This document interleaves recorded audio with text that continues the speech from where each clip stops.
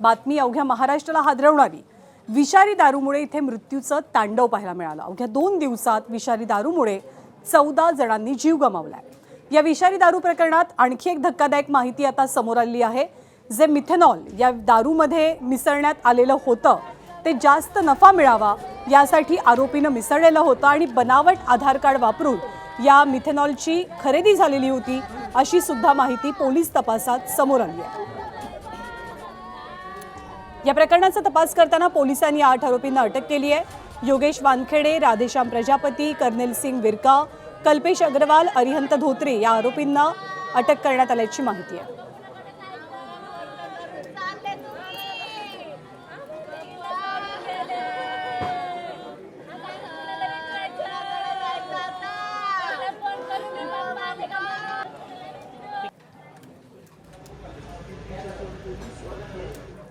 आणि या संपूर्ण प्रकरणाची गंभीर दखल अर्थातच मुख्यमंत्र्यांनी घेतली आहे।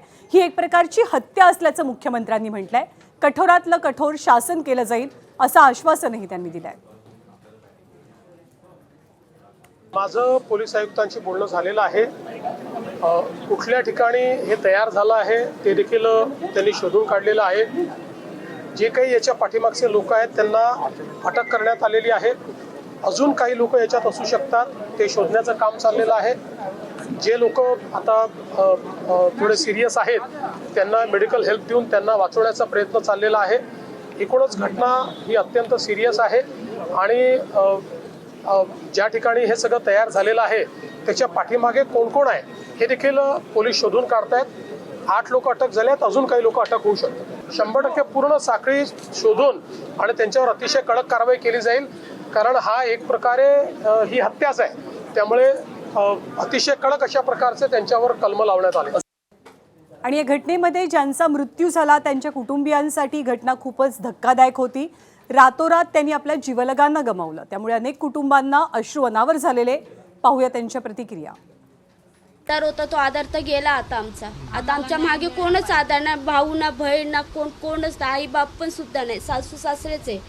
आता आमच्या मुलांसकट आम्हाला सासू सासऱ्यांना पण बघायला लागल, घर भाड्याने चालले आमचं। मला मुलगा नाही, मी बहिणीच्या मुलाला सांभाळत होते, काल तो गेला। मी कुणाच्या सहाऱ्यावर जगायचं सांगा तुम्ही? कुणाचा सहारा आहे त्यांना? आज काही कमायला पिऊन कमायला पण कामाला तर जात होते, आणत तर होते। तेवढा तर सारं की हाय माझा नातूच आहे, आता कुणाला बघणार? माझा भाऊ तर वर्ष झालं गेलेलं, कुणाच्या साठी हे करणार आहेत? असतं तरी असं की हाय कोणतरी हाय आपलं, आता कुणासाठी हे करणार आहे? याला मी म्हणते याला सरकार बी जबाबदार आहे, याला पोलीस बी जबाबदार आहे। आणि मेन गोष्ट तर ती दारूची विकणारी तिला तर धंदा इथं नाहीच पाहिजे। आणि ज्या विषारी दारूमुळे 2 दिवसात 14 जणांचा जीव गेला, ती विषारी दारू नेमकी बनवली कशी गेली होती ते सुद्धा आपण पाहूया। उरळी कांचन मधल्या राधेश्याम प्रजापतीचं दारू बनवण्याचं काम आहे। प्रजापतीकडनं योगेश वानखेडेकडनं दारू खरेदी करून ती गुत्त्यांवरती विकली जाते। वानखेडेनं अधिक नफा मिळावा म्हणून दारूत प्रमाणाच्या बाहेर मिथेनॉल मिसळलेलं। या मिथेनॉलमुळे दारूचं प्रमाण दुप्पट झालं, पण ती विषारी बनली। ही विषारी दारू वानखेडेनं फुगेवाडीतल्या विरका पितापुत्रांना विकली, ज्यांनाही अटक झाली आहे। हीच दारू खडकीतल्या अग्रवाल आणि वडारवाडीमधल्या धोत्रेला सुद्धा विकण्यात आली।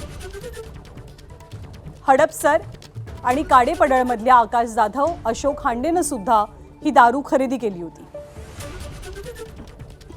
आणि हीच दारू पिऊन 14 जणांनी जीव गमावलाय, तर काही जण गंभीर आहेत।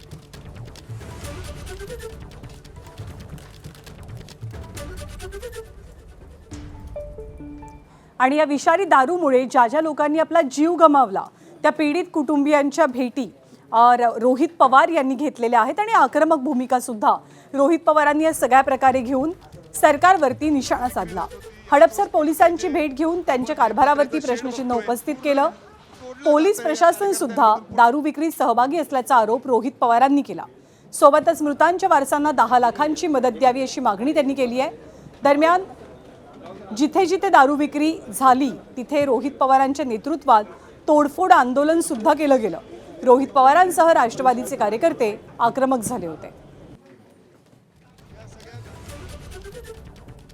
हफ्ता वसुली पोलिसांकडनं मोठ्या प्रमाणात केली जाते.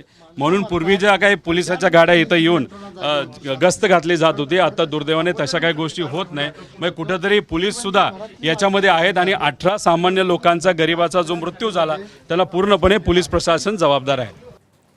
त्या संपूर्ण घटनेला पोलीस प्रशासन जबाबदार असल्याचा आरोप रोहित पवारांनी केलाय.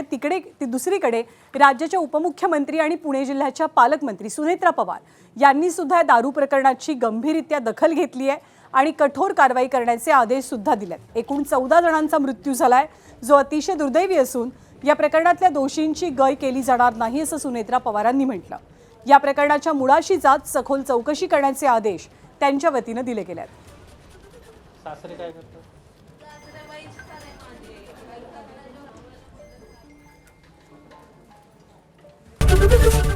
एबीपी माझा, उघडा डोळे बघा नीट.